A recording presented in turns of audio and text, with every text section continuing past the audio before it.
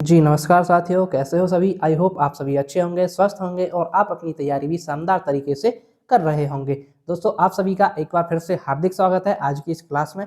इस क्लास में साथियों हम आपके साथ डेली डिस्कस करते हैं सीटेट पेपर 2 के लिए आपका सामाजिक विज्ञान जो सब्जेक्ट होता है उसके आपके प्रीवियस ईयर क्वेश्चंस, कुछ मोस्ट एक्सपेक्टेड क्वेश्चंस जो आपके सीटेट एग्जाम के लिए बहुत ही हेल्पफुल साबित होंगे। तो साथियों ये क्लास आपकी डेली होती है, आप डेली अटेंड कीजिए इस क्लास को, आपको सीटेट एग्जाम में बहुत ही हेल्प मिलेगी इस क्लास के द्वारा। तो चलिए भाई आज की क्लास शुरू करते हैं। आज का आपका क्वेश्चन नंबर फर्स्ट, ज्येष्ठ अधिकार का क्या अर्थ है। भाई जो ज्येष्ठ अधिकार शब्द है इसका अर्थ क्या है। ऑप्शन ए, ज्येष्ठ पुत्र अपने पिता के राज्य का उत्तराधिकारी होता है। बी, राज्य का विभाजन समस्त पुत्रों में कर दिया जाता है। सी, समूह के संसाधनों पर मुखिया का अधिकार होता है। या डी, समूह के संसाधनों पर समूह के सदस्यों का अधिकार होता है। तो देखिए भाई जो ज्येष्ठ अधिकार होता है इसका अर्थ होता है कि भाई जो ज्येष्ठ पुत्र होता है, जो मतलब कि सबसे बड़ा पुत्र, ज्येष्ठ मतलब भाई भाई सबसे बड़ा पुत्र जो होता है, ज्येष्ठ पुत्र जो होता है वो अपने पिता के राज्य का उत्तराधिकारी होता है। तो ऑप्शन नंबर ए के साथ जाएंगे यहाँ पर कि जो ज्येष्ठ पुत्र होता है वो अपने पिता के जो राज्य है उसके पिता का, उसका वो उत्तराधिकारी होता है। जैसे भाई कोई राजा था, उसके मरने के बाद जो उसका ज्येष्ठ पुत्र होता है उसको उत्तराधिकारी बनाया जाता है, उसको उसका क्या नाम है राजा बनाया जाता है वहाँ का, है ना। तो वो होता है ज्येष्ठ अधिकार का अर्थ। तो ऑप्शन नंबर ए हमारा यहाँ पर बिल्कुल सही है। चलिए भाई नेक्स्ट क्वेश्चन नंबर 2, निम्नलिखित दो कथनों को पढ़ें और उपयुक्त विकल्प का चयन करें। भाई यहाँ पर दो कथन है, कथन ए और कथन बी। आपको दोनों कथनों को ध्यानपूर्वक पढ़ना है, उसके बाद आपको आंसर देना है। चलिए भाई पढ़ते हैं। कथन ए, पितरा दूरा उत्कीर्णित संगमरमर अथवा बलुआ पत्थर पर रंगीन पत्थरों को दबाकर बनाए गए, यानी जो पितरा दूरा जो उत्कीर्ण संगमरमर अथवा जो बलुआ पत्थर है उस पर रंगीन पत्थरों को दबाकर बनाए गए हैं। कथन भी क्या कह रहा है, शाहजहां ने इनका प्रयोग लाल किले में राजकीय न्याय और शाही दरबार के अंत संबंध पर बल देने के लिए किया। तो देखिए ये हैं आपके दो कथन, कथन और ए और बी। अब आपको सही विकल्प का चयन करना है। आपके ऑप्शन से ए सही है, बी गलत है। बी, ए और बी दोनों गलत हैं। सी, ए गलत है, बी सही है। या डी, ए और बी दोनों सही हैं।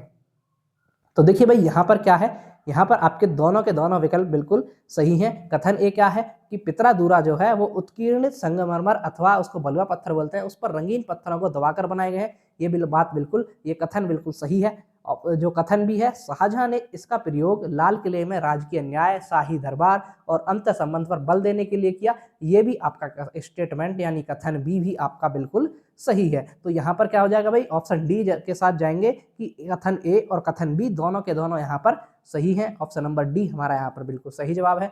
चलिए नेक्स्ट क्वेश्चन नंबर 3, पद, वेतन, सैन्य उत्तरदायित्व निर्धारित करने के लिए मुगलों द्वारा प्रयोग में लाई गई श्रेणी क्रम व्यवस्था कहलाती थी। भाई जो मुगलों ने एक श्रेणी क्रम व्यवस्था बनाई थी क्या, कि पद किसका पद क्या होगा, किस पद का वेतन क्या होगा, सैन्य उत्तरदायित्व किस किस के होंगे, किस किस प्रकार के होंगे, वो निर्धारित करा था मुगलों ने।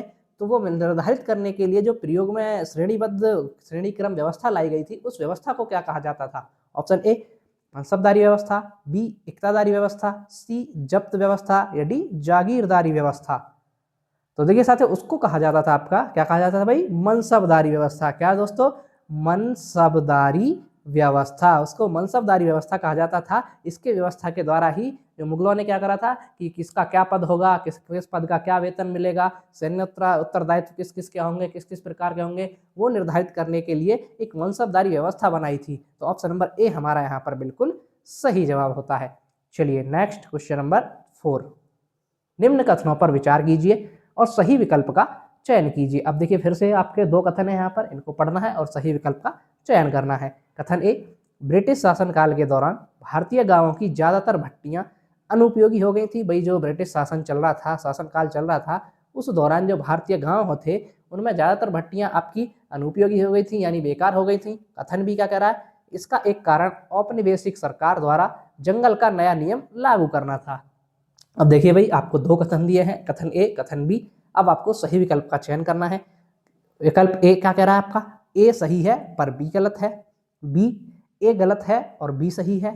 सी, ए और बी दोनों सही हैं पर बी सही व्याख्या नहीं है ए की। या डी, ए और बी दोनों सही हैं और बी सही व्याख्या है ए की। अब देखिए जो व्याख्या वगैरह जो आते हैं कि भाई इसको स्पष्ट करता है नहीं करता है, ऐसे इस प्रकार के कुछ प्रश्नों में आपको सबसे पहला स्टेप होना चाहिए कि कथन ए कथन बी, आपको जो भी कथन दिए हैं, स्टेटमेंट दिए हैं, वो उनको छांटना है कि पहले ये सही है या गलत है। सबसे पहला स्टेप यही है, कथनों को आप पढ़ के उनको छांटिए कि भाई वो स्टेटमेंट सही है या गलत है, उसके बाद व्याख्या पर जाना है ना। पहले आपको छांटना है कि भाई सही है या गलत है। अब देखिए कथन ए क्या कह रहा है, ब्रिटिश शासनकाल के दौरान भारतीय गांवों की ज्यादातर भट्टियां अनुपयोगी हो गई थी, है ना। सॉरी फ्रेंड्स, थोड़ा सर्दी हो रही है, तो अनुपयोगी हो गई थी भट्टियां। कथन भी क्या कर रहा है, इसका कारण औपनिवेशिक सरकार द्वारा जंगल का नया नियम लागू करना था। अब देखिए दोनों स्टेटमेंट है, तो दोनों स्टेटमेंट बिल्कुल सही हैं। क्या है भाई, ये दोनों स्टेटमेंट बिल्कुल सही है। पहला स्टेटमेंट ए भी सही है और स्टेटमेंट बी भी सही बात कह रहा है। तो अब देखिए सही हमने छांट लिया कि भाई सही है गलत है, हमारी नज़र में दोनों सही है। अब व्याख्या की बात आती है कि भाई कौन व्याख्या करता है नहीं। देखिए यहाँ पर सही वाले सी में भी है कि दोनों सही हैं और डी में भी है दोनों सही हैं। अब व्याख्या देखनी है कि भाई बी व्याख्या करता है या नहीं करता है। ठीक है भाई, अब देखिए इसका एक कारण औपनिवेशिक सरकार द्वारा जंगल का नियम लागू करना था। कि किस कारण से जो भट्टियां बंद हुई थी, भाई यही तो है कि जो भट्टियां बंद हुई थी गाँव में ज्यादातर, वो किस कारण हुई थी कि इसका एक कारण औपनिवेशिक सरकार द्वारा जंगल का नया नियम लागू करना था। तो ये बिल्कुल व्याख्या करता है। ठीक है भाई, तो ऑप्शन नंबर डी के साथ जाएंगे हम कि ए और बी दोनों सही हैं और बी सही व्याख्या है ए की। ठीक है दोस्तों, तो ऑप्शन नंबर डी हमारा यहाँ पर बिल्कुल सही जवाब है। चलिए भाई आगे बढ़ेंगे, क्वेश्चन नंबर 5। 1906 में सोंग्राम संगमा की बगावत इसलिए हुई क्योंकि जनजातीय समूहों ने डैश। ऑप्शन ए, सिक्किम में जमीन के मालिकाना अधिकारों पर जोर दिया। बी, मणिपुर प्रांत में अपने परंपरागत अधिकारों को जारी रखना चाहता था। सी, असम में औपनिवेशिक वन कानूनों का विरोध किया। या डी, त्रिपुरा में वन क्षेत्रों में बसे रहने पर जोर दिया। तो देखिए भाई 1906 में जो सोनग्राम संगमा की बगावत हुई थी, वो किस लिए हुई थी भाई, वो इसलिए हुई थी क्योंकि वो क्या था कि असम में जो औपनिवेशिक वन कानून था उसका विरोध किया था उन्होंने। वो बगावत इसलिए करी थी कि भाई जो असम में उन्होंने औपनिवेशिक वन कानून बनाया था उसका विरोध करा था जनजातीय समूहों ने वहां की। तो असम में औपनिवेशिक वन कानूनों का विरोध किया गया था। ऑप्शन नंबर सी हमारा यहाँ पर बिल्कुल सही जवाब है। चलिए नेक्स्ट क्वेश्चन नंबर 6। संविधान की समवर्ती सूची उपलब्ध कराई गई है। भाई जो संविधान में समवर्ती सूची है वो किस लिए उपलब्ध कराई गई है। ऑप्शन ए, केंद्र की शक्ति को संकेंद्रित करने के लिए। बी, राज्यों को अधिक स्वायत्तता एवं स्वतंत्रता देने के लिए। सी, केंद्र तथा राज्यों के बीच संयुक्त जिम्मेदारी सुनिश्चित करने के लिए। या डी, समुदायों द्वारा निर्वाह किए जाने वाली जिम्मेदारियों की अलग श्रेणी बनाने के लिए। तो देखिए भाई जो आपकी समवर्ती सूची है, पहले तो आप ये जान लीजिए भाई सूचियां कितने प्रकार की हमारे संविधान में, 3 प्रकार की हैं। कौन कौन सी भाई, राज्य सूची, संघ सूची और समवर्ती सूची। राज्य सूची में क्या होता है भाई, जो राज्य हो वो अपने हिसाब से कानून बना सकते हैं। संघ सूची में क्या होता है, केवल केंद्र सरकार को कानून बनाने का अधिकार है उसमें। और समवर्ती सूची में होता है कि भाई दोनों राज्य सरकार भी और केंद्र सरकार भी अपने अपने हिसाब से कानून बना सकती हैं, ये होती है। अब समवर्ती सूची उपलब्ध क्यों कराई गई थी, यहाँ पर आपका सही जवाब होगा ऑप्शन नंबर सी, केंद्र तथा राज्यों के बीच संयुक्त जिम्मेदारी सुनिश्चित करने के। देखिए यहाँ पर आ गया ना भाई संयुक्त जिम्मेदारी, केंद्र सरकार भी कानून बना सकती है और राज्य सरकार भी कानून बना सकती है। तो ऑप्शन नंबर सी हमारा यहाँ पर बिल्कुल सही है। चलिए भाई आगे बढ़ेंगे, क्वेश्चन नंबर 7। भारत में किन तिथियों पर विषुव होता है। ऑप्शन है आपके ए, 21 मार्च और 22 दिसंबर। बी, 21 जून और 23 सितंबर। सी, 21 जून और 22 दिसंबर। या डी, 21 मार्च और 23 सितंबर।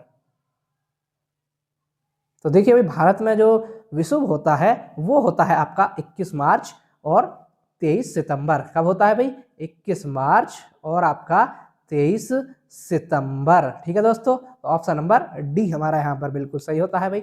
चलिए आगे बढ़ेंगे, क्वेश्चन नंबर 8। ग्लोब पर सबसे लंबी अक्षांश रेखा कौन सी है। भाई जो हमारा ग्लोब है इस पर जो सबसे लंबी अक्षांश रेखा है वो कौन सी होगी। ऑप्शन ए, विषुवत व्रत। बी, कर्क रेखा। सी, मकर रेखा। या डी, उत्तर ध्रुव व्रत। तो देखिए भाई जो ग्लोब पर सबसे लंबी अक्षांशीय रेखा है वो है आपकी विषुवत व्रत। क्या है भाई, विषुवत व्रत, या इसको भूमध्य रेखा भी कहा जाता है। ठीक है भाई, जो विषुवत व्रत है वो पृथ्वी के लगभग बीचों बीच से होकर के गुजरती है। तो इसीलिए ये सबसे भाई एक तरह से मान लीजिए पृथ्वी क्या है, गोल मानी गई है वैज्ञानिकों के अनुसार। भाई पृथ्वी है गोल। अब जैसे कोई गोल व्रत होता है तो उसके जो बीचों बीच से लेकर जाने वाला जो रेखा होती है वो सबसे बड़ी होती है, भाई सबसे लंबी होती है। ऐसे ही जो उसके बीचों बीच से होकर गुजरता है ये विषुवत व्रत या भूमध्य रेखा, ये क्या होगा, सबसे लंबी अक्षांशीय रेखा होगी। तो ऑप्शन नंबर ए हमारा यहाँ पर बिल्कुल सही जवाब होता है। चलिए नेक्स्ट क्वेश्चन नंबर 9। यदि भारत में शाम के 6:30 बजे होंगे तो लंदन में तब क्या समय होगा। ऑप्शन ए सुबह के 1, बी सुबह के 12, सी दोपहर के 12 या डी दोपहर के 1। तो देखिए भाई भारत में शाम के कितने बजे हैं? भारत में बजे हैं शाम के 6:30 यानी 6:30 PM हो रहे हैं। और आपको बताना है उसी समय लंदन में क्या हो रहा होगा टाइम, तो लंदन में हो रहा होगा दोपहर के 1 बजे, क्योंकि भाई जो भारत का समय है वो 5.5 घंटे आगे चलता है। ठीक है, तो ऑप्शन नंबर डी हमारा यहाँ पर बिल्कुल सही जवाब होता है। ठीक है भाई, चलिए आगे चलेंगे। क्वेश्चन नंबर 10, छत्रक सेल का निर्माण निम्न में से किसके द्वारा अपर्दन क्रिया से होता है? भाई जो छत्रक सेल होते हैं उनका निर्माण किसके द्वारा अपर्दन क्रिया से होता है? ऑप्शन ए नदियों, बी समुद्री तरंगों, सी हिमनदों या डी पवनों। तो देखिए जो छत्रक सेल होते हैं उनका निर्माण होता है आपका पवनों के द्वारा। ये आपका ज़्यादातर रेगिस्तानी इलाकों में मिलते हैं। जो आपका रेगिस्तानी इलाके होते हैं वहाँ पर जो पवनों के द्वारा जो वो उड़ करके ये अपर्दन होता है मृदा का, वो जा करके एक छत्रक सेल का निर्माण करते हैं, वो होता है अपर्दन क्रिया पवनों के द्वारा। ठीक है भाई, ऑप्शन नंबर डी हमारा यहाँ पर बिल्कुल सही है। चलिए आगे, क्वेश्चन नंबर 11, निम्नलिखित में से कौन सा कथन सही है? अब आपको यहाँ पर सही कथन का चुनना है कि भाई सही कथन कौन से विकल्प में है। ऑप्शन है आपके ए लाल किला अवसादी सेल से बना है, जबकि ताजमहल कायांतरित सेल से बना है। बी लाल किला कायांतरित सेल से बना है, जबकि ताजमहल अवसादी सेल से बना है। या सी लाल किला और ताजमहल दोनों अवसादी सेल से बने हैं। Option number D Lal Qila और ताजमहल दोनों कायांतरित सेल से बने हैं। तो देखिए भाई यहाँ पर सही स्टेटमेंट छानना है, तो सही स्टेटमेंट होगा आपका कौन सा भाई? ऑप्शन नंबर ए वाला। क्या कि जो लाल किला है वो तो अवसादी सेल से बना है। लाल किला किससे बना है भाई? अवसादी सेल से बना है। जबकि ताजमहल आपका कायांतरित सेलों से बना है, संगमर बना है कायांतरित सेल, तो ये आपका कायांतरित सेल से बना है। ठीक है भाई, ऑप्शन नंबर ए हमारा यहाँ पर बिल्कुल सही है। चलिए नेक्स्ट, क्वेश्चन नंबर 12, निम्नलिखित में से कौन सी पवन मौसमी पवन का उदाहरण है? अभी मौसमी पवन क्या है, किसका उदाहरण है? मौसमी पवन का उदाहरण क्या है इसमें से? ऑप्शन ए व्यापारिक पवन है, बी मानसून पवन है, सी पश्चिमी पवन है या डी स्थल समीर। तो देखिए भाई जो मौसमी पवन का उदाहरण है वो है यहाँ पर मानसून पवन है। जो मानसूनी पवनें होती हैं वो आपका किसका उदाहरण होती है? मौसमी पवनों का उदाहरण होती है। ऑप्शन नंबर बी हमारा यहाँ पर बिल्कुल सही है भाई। चलिए आगे बढ़ेंगे, क्वेश्चन नंबर 13, कौन सा देश सहारा मरुस्थल में नहीं आता है? भाई जो सहारा रेगिस्तान है, सहारा का मरुस्थल है, उसके अंतर्गत कौन सा देश नहीं आता है? Option A Libya, B Tunisia, C Mali या डी दक्षिणी सूडान। तो देखिए साथियों उसके अंतर्गत नहीं आता है आपका साउथ सूडान, यानी दक्षिणी सूडान जो है वो सहारा मरुस्थल के अंतर्गत नहीं आता है, जबकि लीबिया, ट्यूनीशिया, माली ये तीनों के तीनों सहारा मरुस्थल के अंतर्गत आते हैं। ऑप्शन नंबर डी हमारा बिल्कुल सही जवाब होता है। चलिए नेक्स्ट, क्वेश्चन नंबर 14, तटीय प्रदेशों और शुष्क प्रदेशों में मृदा संरक्षण का सबसे उचित तरीका कौन सा है? जो तटीय प्रदेश होते हैं और शुष्क प्रदेश होते हैं उनमें मृदा संरक्षण करने का सबसे उपयुक्त तरीका क्या होगा? ऑप्शन ए मल्च बनाना, ये मल्च है, मैल है आधी च ये वाला मल्च है, मल्च बनाना, बी चट्टान बांध, सी रक्षक मेखलाएं या डी वेदिका फार्म। तो देखिए भाई जो मृदा संरक्षण की सबसे उचित तरीका है, उचित विधि है, सर्वोत्तम विधि है, वो है आपकी रक्षक मेखलाएं। क्या है दोस्तों? रक्षक मेखलाएं। ये क्वेश्चन ऐसे भी पूछा गया है भाई 2-3 बार, आपका टेट वगैरह टेट में ही पूछा, सीटेट में ही पूछा है कि रक्षक मेखलाएं होती क्या है। तो रक्षक मेखलाएं आपकी क्या होती है? मृदा संरक्षण की एक विधि होती है, ये भी पूछा गया है। ठीक है भाई, ऑप्शन नंबर सी हमारा यहाँ पर बिल्कुल सही जवाब है। चलिए नेक्स्ट, क्वेश्चन नंबर 15, मिल्पा, रोका, लदांग किसके विभिन्न नाम है? भाई ये जो नाम है मिल्पा, रोका, लदांग, ये किसके अन्य नाम है? ऑप्शन ए चावल की किस्में, बी स्थानांतरित कृषि, सी मक्का की किस्म या डी वाणिज्यिक अनाज कृषि। तो देखिए भाई ये हैं आपके किसके? स्थानांतरित कृषि के नाम। किसके भाई? स्थानांतरित कृषि के नाम के मिल्पा, रोका, लदांग, ये आपके स्थानांतरित कृषि के नाम है। जो स्थानांतरित कृषि की जाती है उसके नाम है, उसको अलग अलग नामों से बोला जाता है, मिल्पा, रोका, लदांग। ठीक है, ऑप्शन नंबर बी हमारा यहाँ पर बिल्कुल सही जवाब होता है। चलिए भाई आगे बढ़ेंगे, क्वेश्चन नंबर 16, चखेसांग समुदाय जो सीढ़ी नुमा खेती करते हैं वे निम्नलिखित में से कौन से राज्य से संबंधित है? भाई जो चखेसांग समुदाय है एक, वो सीढ़ी नुमा खेती करते हैं, वो समुदाय क्या करता है भाई? सीढ़ी नुमा खेती करता है। तो वो कौन से राज्य से संबंध रखते हैं? Option A Mizoram, B Nagaland, C Meghalaya या डी मणिपुर। तो देखिए भाई वो संबंध रखते हैं आपके नागालैंड से। किससे भाई? नागालैंड से। जो आप हमारा नागालैंड राज्य है वहां से संबंध रखते हैं, ये आपका सीढ़ी नुमा खेती करते हैं। ऑप्शन नंबर बी हमारा यहाँ पर बिल्कुल सही जवाब होता है। चलिए अभी आगे बढ़ेंगे। क्वेश्चन नंबर 17, कक्षा में बच्चों ने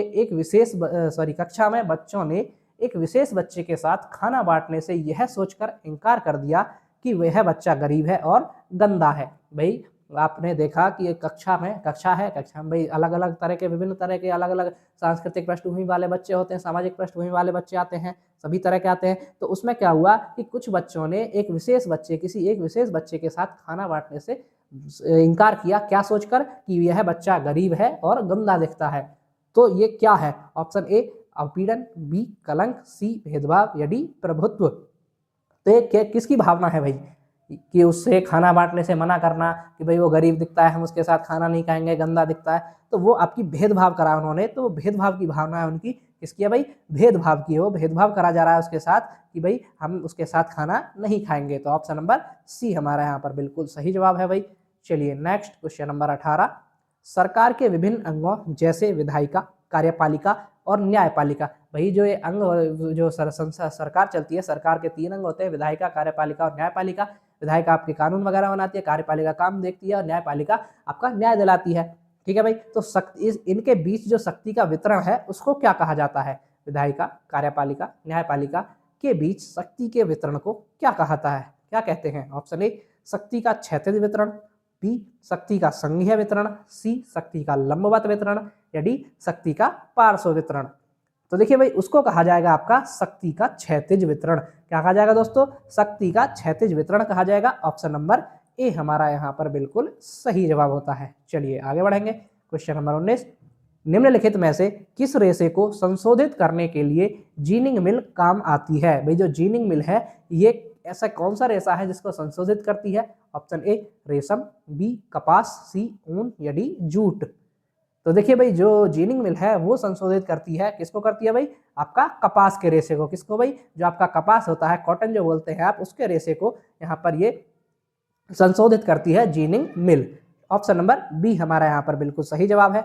चलिए भाई आगे बढ़ेंगे। क्वेश्चन नंबर 20, निम्नलिखित में से कौन से राज्यों के बीच कावेरी जल विवाद है? भाई किन 2 राज्यों के बीच कावेरी जल विवाद है, ये पूछा गया आपसे। ऑप्शन ए कर्नाटक एवं तमिलनाडु, बी तमिलनाडु एवं केरल, सी कर्नाटक एवं आंध्र प्रदेश या डी केरल एवं कर्नाटक। तो देखिए भाई जो कावेरी जल विवाद है वो है आपका कर्नाटक और तमिलनाडु के मध्य। किस किस के मध्य भाई? कर्नाटक और तमिलनाडु, इन 2 राज्यों के मध्य कावेरी जल विवाद है। कावेरी क्या है भाई? कावेरी एक आपकी नदी है। ठीक है, ऑप्शन नंबर ए हमारा यहाँ पर बिल्कुल सही होता है। तो दोस्तों ये थी हमारी आज की क्लास। आपको क्लास कैसी लगी कमेंट करके जरूर बताइएगा।